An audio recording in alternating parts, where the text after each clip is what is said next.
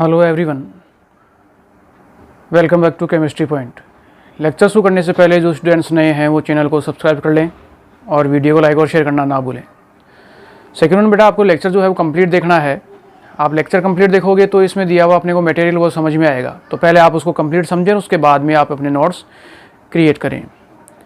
तो लेक्चर को जो है बेटा कंटिन्यू करते हैं। इसमें अपन जो है वो केमिकल इक्विलिब्रियम, रासायनिक साम्य के बारे में डिस्कशन अपना चल रहा था, जिसमें रासायनिक अभिक्रियाओं के टाइप्स के बारे में अपन ने पढ़ लिया। नेक्स्ट वन इसी में अगला जो हिस्सा है वो आज का टॉपिक अपना जो होगा वो होगा अभिक्रिया की दर। किसी अभिक्रिया की जो दर है वो क्या है। तो नेक्स्ट अगली हेडिंग है अपनी आज की, वो है अभिक्रिया की। ये भी बहुत इंपॉर्टेंट हिस्सा है। अभी यहाँ पे हर चीज़ इंपॉर्टेंट चलेगी बेटा। ये फिजिकल चैप्टर है, न्यूमेरिकल्स पोर्शन यहाँ से ज़्यादातर बनता है। तो अभिक्रिया की जो दर है वो क्या है।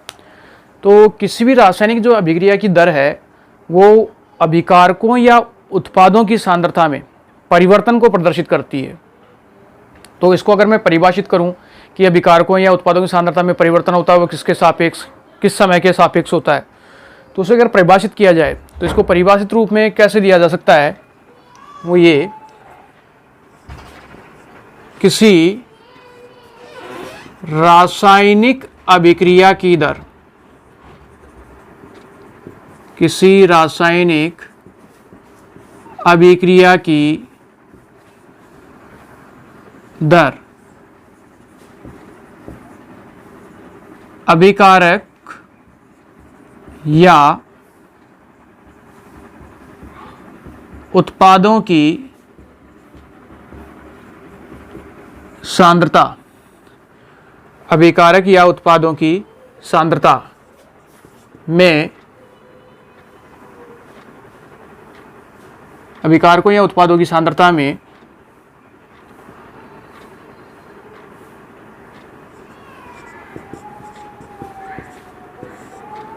परिवर्तन में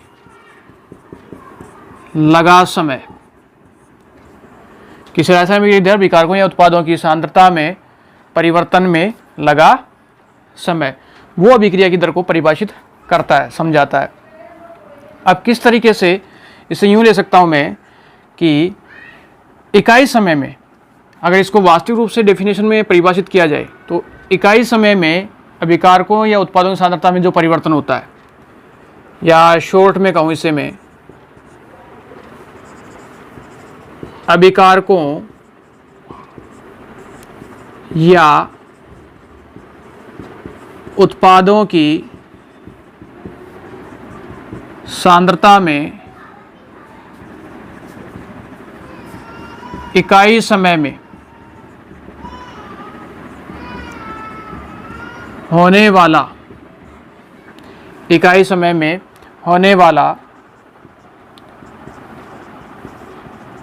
परिवर्तन अभिक्रिया की दर कहलाता है। अभिक्रिया की दर कहलाता है। अभिकारकों या उत्पादों की सांद्रता में इकाई समय में होने वाला परिवर्तन अभिक्रिया की दर कहलाता है। या किसी रासायनिक अभिक्रिया की दर अभिकारक या उत्पादों की सांद्रता में परिवर्तन में लगा समय होता है। ठीक है, ये इसकी परिभाषा है। अब यहाँ जो फोकस करने वाली बात है, इंपॉर्टेंट बात है, वो ये है कि अभिकारकों या उत्पादों की सांद्रता में इकाई समय में होने वाला परिवर्तन वो है अभिक्रिया की दर। अर्थात तो इसको अगर मैं फॉर्मूले के रूप में दूँ, अपना मेन इंपॉर्टेंट फॉर्मूला ये तो हो जाएगा अभिक्रिया की दर, अभिक्रिया की दर ये हो जाएगा आपका प्लस या माइनस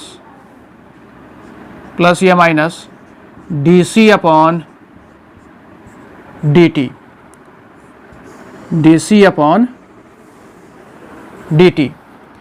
अब यहां प्लस क्या है, प्लस है समय के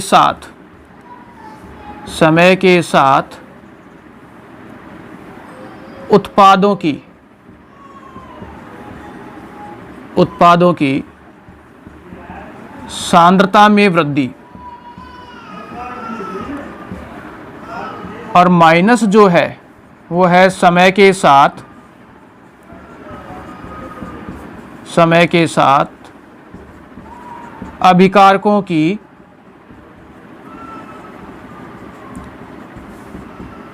सांद्रता में कमी। ठीक है, ये बहुत इंपॉर्टेंट चीज़ है बेटा, ये इनका ध्यान रखना है। यहाँ जो प्लस और माइनस का तात्पर्य क्या है, अर्थ क्या है, डीसी जो है वो संबंधित अभिकारक या उत्पाद की सांद्रता होगी, और डीटी जो है वो है सांद्रता में परिवर्तन में लगा समय। ठीक है, अब प्लस और माइनस किसको दर्शाता है? प्लस दर्शाता है समय के साथ उत्पादों की सांद्रता में वृद्धि की। जैसे जैसे समय व्यतीत होगा वैसे वैसे अभिकारक जो है वो किस में बदलेगा? उत्पाद में बदलेगा। तो उत्पाद की सांद्रता में तो हो जाएगी वृद्धि, और अभिकारक की सांद्रता में क्या हो जाएगी? कमी। जो माइनस वो किसको दर्शाएगा? समय के साथ अभिकारकों की सांद्रता में क्या हो जाएगी? कमी, और उत्पादों की सांद्रता में जाएगी वृद्धि। क्लियर? तो ये तो है प्लस और माइनस का अर्थ। सी बराबर जो है वो सांद्रता, और टी जो है वो अपना समय। डी सी सांद्रता और डी टी समय को प्रदर्शित करेगा।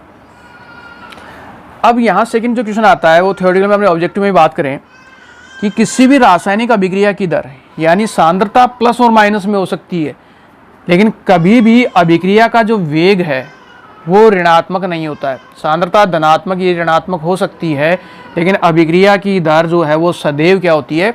धनात्मक होती है। तो यहाँ नोट डाल के पॉइंट दिया जा सकता है, किसी रासायनिक अभिक्रिया में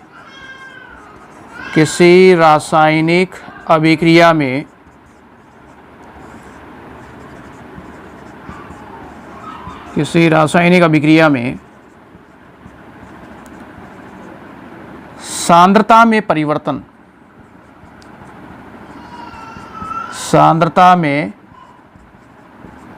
परिवर्तन धनात्मक या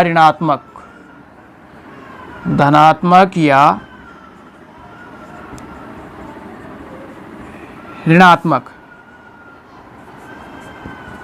संभव है, परंतु अभिक्रिया का वेग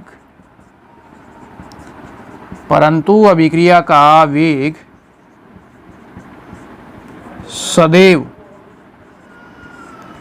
धनात्मक होता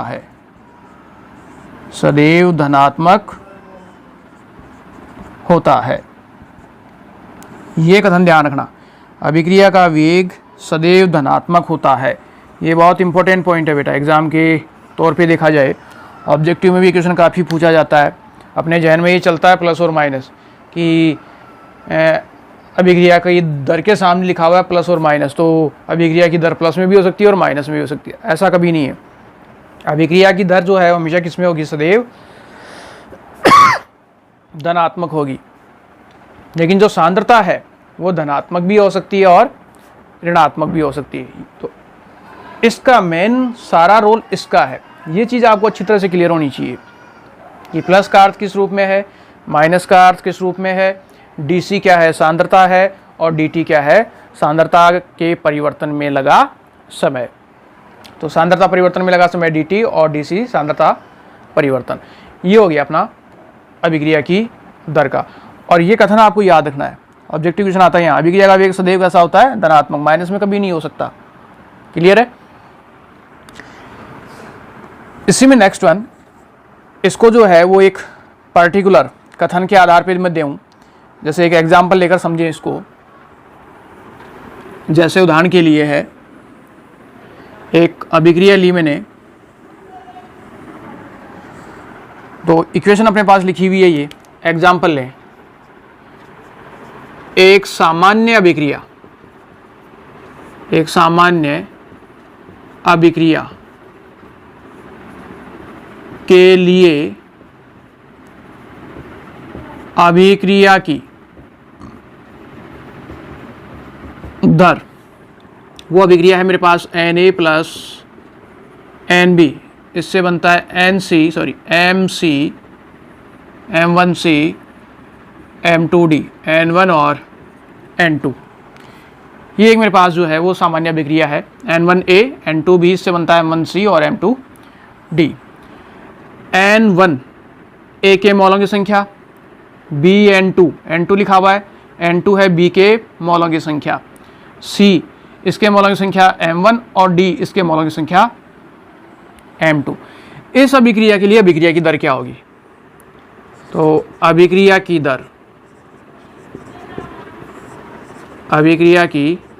दर, तो ये तो क्या है अपना, ये हिस्सा तो क्या है, अभिकारक, और ये क्या है,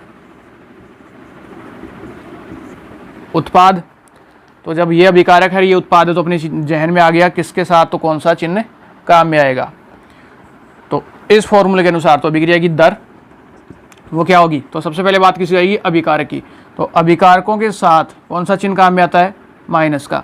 उत्पादों के साथ कौन सा चिन्ह काम में आता है, प्लस का। तो चिन्ह हो गया माइनस, ठीक है, ये हो गया। अब मौलों की संख्या दी हुई है, देखिए उसका आगे, तो जो मौलों की संख्या दी हुई है उसको लिखा जाएगा 1/N1। अब ये 1/N1 इसलिए लिखा गया है कि हमेशा रासायनिक अभिक्रिया का जब भी अध्ययन किया जाता है तो वो प्रति मोल में किया जाता है। एक मोल में जो है वो रासायनिक अभिक्रिया का अध्ययन किया जाता है, तो पर मोल में अपने को अध्ययन करना है, तो इसलिए इसको किया जाता है 1/N1। फिर आगे कर दिया मैंने d/dt, तो मौलों को तो इस रूप में लिखोगे 1/N1 d/dt। और ये जो c है, इस c की जगह क्या आ जाएगा आपका a। dt तो ऐसे की ऐसे ही है, c सांद्रता, किसकी सांद्रता, a की सांद्रता, तो ये हो गया dA/dt बराबर। आगे फिर अभिकारक है तो -1/, मौलों की संख्या कितनी हो गई, N2 वही d/dt, और यहाँ सांद्रता किसकी हो जाएगी अब, b की, ये आपकी सांद्रता b की। तो ये तो हो गया अभिकारक के लिए। अब बात आती है उत्पाद के लिए, तो उत्पाद के लिए कौन सा चिन्ह काम में आएगा, प्लस का। तो +1/M1 d/dt, तो सांद्रता किसकी होगी, c की, तो यहाँ सांद्रता हो गई c की बराबर। अगला है प्लस उत्पाद है 1/M2, आगे हो जाएगा d/dt, और यहाँ क्या लिखोगे, d। तो इस तरीके से यह अभिक्रिया की जो है वो दर होगी। आ गई बात समझ में। तो अभिकारकों के साथ तो आपको क्या लगाना है, माइनस, और उत्पाद के साथ क्या लगाना है आपको, प्लस। मौलों की जो संख्या है N1 N2 M1 M2, इनको कहाँ लेके जाओगे, बटा में। तो इस कॉमन अभिक्रिया के लिए आपकी अभिक्रिया की दर। अब इसको अगर क्वेश्चन में देखें, क्वेश्चन के लिए अप्लाई करूँ मैं, तो क्वेश्चन में किस रूप में देखा जा सकता है, इसका एक क्वेश्चन लें, तो ये आपने नोट कर लिया होगा, ये आपके पास होगा, तो इसको अपनी नोटबुक के अंदर देखते जाना और क्वेश्चन सोल्व करते जाना। वैसे एग्जाम्पल ऊपर दे दिया है मैंने, तो इसको क्वेश्चन के रूप में लें। तो मैंने यहाँ एक क्वेश्चन लिया है, वो है अभिक्रिया N2 + थ्राइज-H2 इससे बनता है 2NH3 के लिए अभिक्रिया की दर होगी। इसके लिए अपने को जो है वो अभिक्रिया की दर निकालनी है। तो इसका सॉल्यूशन क्या होगा, तो सॉल्यूशन के लिए अभिक्रिया की दर, अब अभिक्रिया की दर बराबर है, देखो ये चीज़ तो क्या है, अभिकारक, और ये क्या है, उत्पाद। तो अभिक्रिया की दर होती है +-dC/dt, यही होता है, ये अपने पास फॉर्मूला है। तो इस फॉर्मूले के आधार पर माइनस किसके लिए आता है, अभिकारकों के लिए, प्लस किसके लिए आता है, उत्पादों के लिए। अब यहाँ इसके मौलों की संख्या कितनी है, 1। जब भी मौलों की संख्या 1 हो तो आप उसे लिखो या ना लिखो, कोई अर्थ नहीं है उसका, तो इसे सीधा लिखूंगा अभिकारक के लिए। तो मैंने माइनस d/dt, और ये जो सांद्रता है C, ये किसकी हो जाएगी, N2 की, तो यहाँ हो गया N2 बराबर। अब लिखोगे इसके लिए, अभिकारक है तो माइनस, देखो मौलों की संख्या 3 दी हुई है, तो इसको किस रूप में लिखा जाएगा, 1/3 3, 1/1 करोगे तो 1 ही आएगा, तो लिखो या ना लिखो, 1/3 d/dt। और अब सांद्रता किसकी हो जाएगी, हाइड्रोजन की, H2 बराबर। अब आओगे उत्पाद में, उत्पाद में मौलिक संख्या दी हुई है तो उत्पाद के लिए चिन्ह आता है प्लस, मौलिक संख्या कितनी है 2, तो इससे लिखोगे 1/2 d/dt। और सांद्रता किसकी हो जाएगी, NH3 की, NH3। तो ये इस उपरोक्त अभिक्रिया के लिए अभिक्रिया की दर, समझ गए। तो यहाँ मोलों का थोड़ा ध्यान रखना है, मोल को बटा में लेके चलना है, अभिकारकों के लिए माइनस होना चाहिए, उत्पादों के लिए प्लस होना चाहिए। ये आपकी अभिक्रिया की दर कंप्लीट है। तो एक क्वेश्चन तो हो गया इस तरीके से, जब आपको 4 ऑप्शन मिलेंगे तो 4 में देखना है किस तरीके से सही लिखा हुआ है। दूसरा क्वेश्चन वो न्यूमेरिकल बनता है इसका, तो न्यूमेरिकल पोर्शन देखें इसका, तो ये मैं सारा रब कर रहा हूँ, अब अपनी नोटबुक में देख लेना इस चीज़ को। इसका एक न्यूमेरिकल लेते हैं,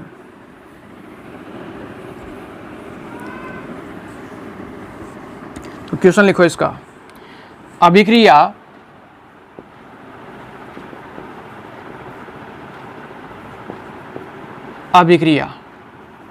ट्वाइज SO2 प्लस O2, इससे बनता है ट्वाइज SO3। अभिक्रिया ट्वाइज SO2 प्लस O2, इससे बनता है ट्वाइज SO3। 2 2 4 2 6, ठीक है। के लिए अभिक्रिया की दर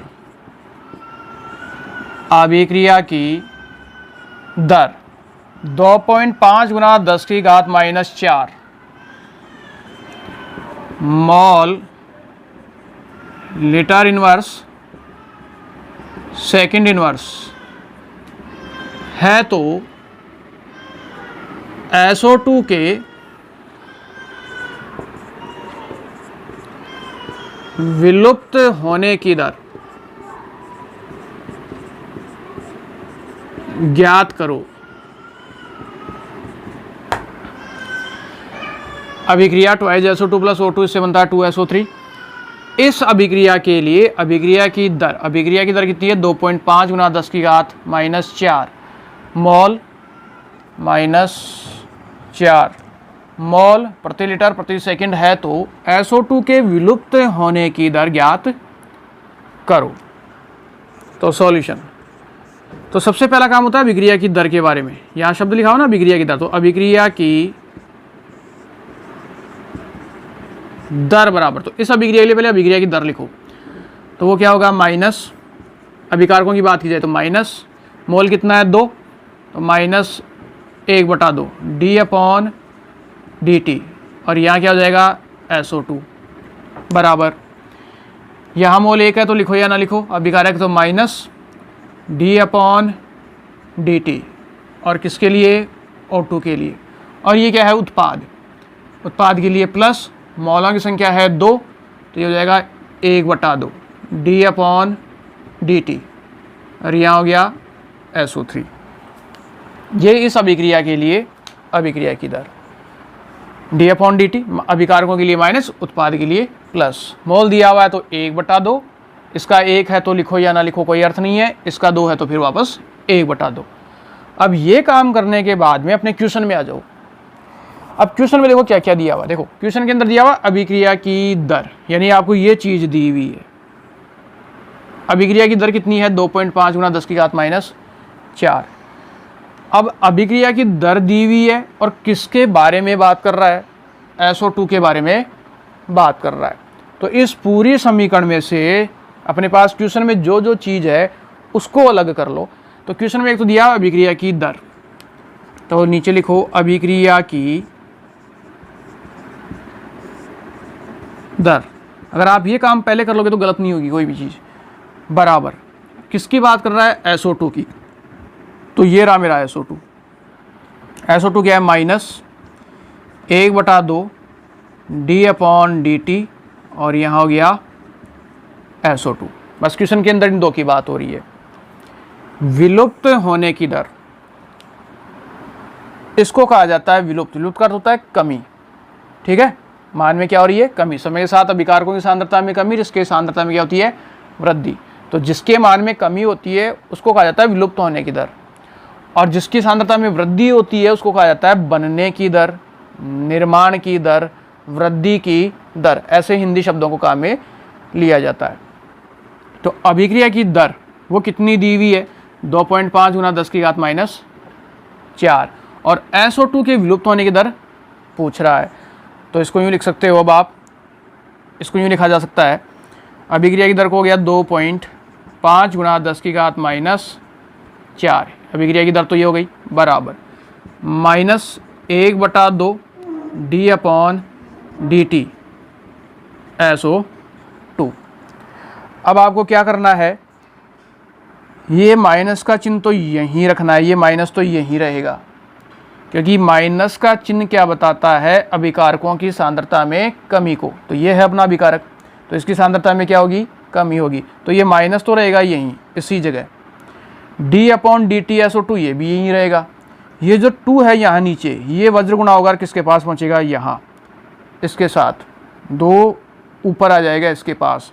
तो समीकरण क्या हो जाएगी, माइनस यहीं रखना है तो माइनस d/dt SO2 बराबर, ये 2 इसके पास गया तो ये हो गया 2 गुणा 2.5 गुणा 10 की घात माइनस 4। अब इसको सोल्व कर लो, 2.5 को 2 से गुना करोगे तो कितना हो गया, 5 गुना 10 की घात minus 4 mole litre inverse second inverse. तो ये जो है वो SO2 के विलुप्त होने की दर, ये मेरा आंसर। ये जो माइनस है ये क्या दर्शाता है, ये माइनस किसको दर्शाता है, विलुप्त होने की दर या कमी होने की दर। ठीक है, विलुप्त होने की दर या कमी होने की दर को दर्शाता है ये माइनस कार। SO2 क्या है, मेरा अभिकारक, तो अभिकारक में तो कमी होगी और उत्पाद में क्या होगी, वृद्धि होगी। तो आंसर जो है वो एक, मैंने अभी सेंटेंस पीछे नोट में लिखा था कि अभिक्रिया का वेग कभी भी माइनस में नहीं होता है। प्लस और माइनस तो ये बताता है कि उत्पाद बन रहा है कि अभिकारक नष्ट हो रहा है कि उत्पाद बन रहा है, वो चीज़ होती है प्लस और माइनस। तो इसको ये मत देखना कि ऑप्शन के अंदर माइनस, कन्फ्यूजन हो जाएगा मामला। तो ये चीज़ ध्यान रखनी है। ये सेंटेंस जब यहाँ ये कहता है विलुप्त होने के स्थान पे क्या कहे आपको, निर्माण की दर बताओ, बनने की दर बताओ, तो उस कंडीशन में यहाँ चिन्ह कौन सा हो जाएगा, प्लस का। अगर यहाँ पे ना माइनस लिख के देता है ना प्लस लिख के देता है तो ऑलरेडी समझना है कि वो चिन्ह किसका है, प्लस का है। बनने की दर हो रही है या निर्माण की दर की बात हो रही है। ठीक है, अब आपसे ये कहता है कि अभिक्रिया की दर की इकाई बताओ। एक क्वेश्चन हो रहा था ऑब्जेक्टिव के अंदर कि अभिक्रिया की दर की इकाई बताओ, इसकी इकाई क्या है, यूनिट क्या है। तो अभिक्रिया की दर की इकाई होती है ये मोल प्रति लीटर प्रति सेकंड, ये इसकी इकाई होती है। क्लियर है, तो समझ में आ गया है किस तरीके से करना है। इसका एक क्वेश्चन और ले लेते हैं। ये तो था किससे संबंधित, विलुप्त होने की दर से। एक निर्माण की दर का और ले लो, जैसे अभिक्रिया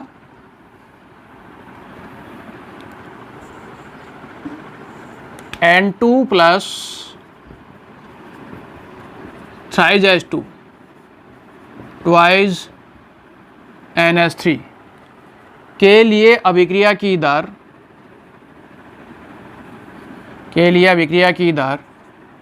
4.2 गुना 10 की घात माइनस 2 मोल प्रति लीटर है, मोल प्रति लीटर प्रति सेकंड है। तो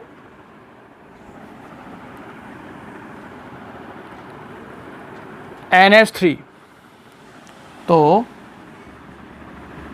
NH3 के निर्माण होने की दर ज्ञात करो। ये अपने पास क्वेश्चन है। अगला क्वेश्चन ये है। अब यहाँ जो है वो क्या दिया है आपको, निर्माण होने की दर।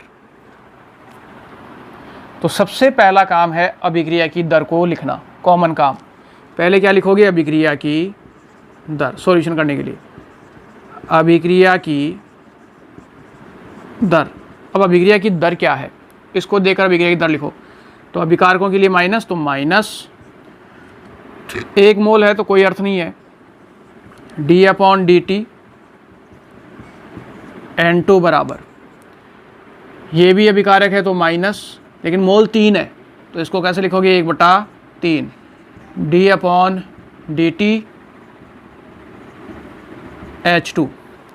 फिर ये आ गया उत्पाद, तो इसके लिए होगा प्लस, मौलांक संख्या 2 है तो इसको लिखोगे 1/2 d/dt, और ये हो जाएगा आपका NH3। ठीक है। अब क्वेश्चन के अंदर किस किस की बात हो रही है, अभिक्रिया की दर और NH3 की। तो यहाँ से अभिक्रिया की दर और NH3, ये रहा मेरा NH3, इसको ले लो, और अभिक्रिया की दर। तो अभिक्रिया की दर बराबर ये हो गया प्लस 1/2 d/dt और NH3। ठीक है। अब अभिक्रिया की दर दी हुई है, अभिक्रिया की दर कितनी दी हुई है, ये रही। तो अभिक्रिया की दर है 4.2 गुणा 10⁻² बराबर प्लस 1/2 d/dt, और ये हो जाएगा NH3। अब मुझे ये निकालना है, NH3 के निर्माण की दर निकालनी है। तो ये तो बताता है निर्माण की दर प्लस, तो ये यहीं रहेगा, d/dt NH3 भी यहीं रहेगा, और 2 जो है वो कहाँ पहुँचेगा, इसके पास पहुँचेगा। तो फॉर्मूला क्या हो गया, प्लस d/dt NH3। ठीक है। और 2 को कहाँ लेके जाना है, इसके पास लेके जाओगे। तो ये हो गया 4.2 गुणा 10⁻²। अब 4.2 को 2 से गुना करोगे तो ये हो गया 8.4 गुणा 10⁻² mole litre inverse second inverse. ये आंसर हो गया मेरा अमोनिया के निर्माण की दर। यहाँ ये प्लस किसको बताएगा, निर्माण की दर, या फिर बनने की दर, या फिर उत्पाद की सांद्रता में वृद्धि। ठीक है। तो इस प्लस का अर्थ इन 3 में से कोई एक है। तो जैसे क्वेश्चन में बात हो रही है निर्माण होने की दर, तो प्लस किसको दर्शा रहा है, यहाँ पे निर्माण होने की दर को। माइनस आ गया तो विलुप्त होने की दर, कमी की दर, या अभिकारक की सांद्रता में कमी। तो इस तरीके से इसका जो अपने पास न्यूमेरिकल आता है। तो सिंपल न्यूमेरिकल है। आप पहले तो अभिक्रिया के लिए हमेशा क्या करोगे, अभिक्रिया के लिए हमेशा ऐसे अभिक्रिया की दर लिख लेना, चिन्हों का ध्यान रखना है। उसके बाद में अपने क्वेश्चन के अंदर जाना है। क्वेश्चन के अंदर क्या क्या दिया हुआ, अभिक्रिया की दर दी हुई है, तो अभिक्रिया की दर को पकड़ो। इसके अंदर अभिक्रिया की दर ये रही। फिर किसकी बात कर रहा है, NH3 की बात कर रहा है। तो यहाँ से पूरे NH3 समूह को उठा लो, ये मेरा पूरा NH3 समूह, इसको उठा लो। तो ये हो गया अभिक्रिया की दर, और ये मेरा NH3 समूह। प्लस और माइनस को वहीं रखना है, जहाँ है वो वहीं रखना है। फिर अगर कोई संख्या दी हुई है उस प्लस माइनस के आगे, तो उसको वज्र गुणा में ऊपर की ओर लेके जाना है, और यहाँ जो भी दिया हुआ है d/dt के साथ जो भी दिया उसको भी वहीं रखना है। तो प्लस और ये राशि तो यहीं रह जाएगी, और संख्या जो है वज्र गुणा में ऊपर की ओर पहुँच जाएगी। नीचे है तो ऊपर पहुँच जाएगी, और ऊपर है तो नीचे आ जाएगी। ठीक है।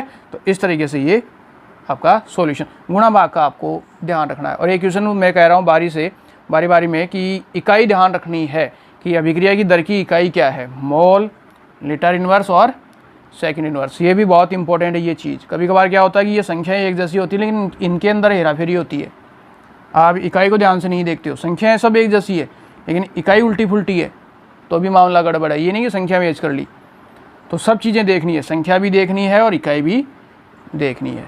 ये अपना अभिक्रिया की दर का निर्धारण।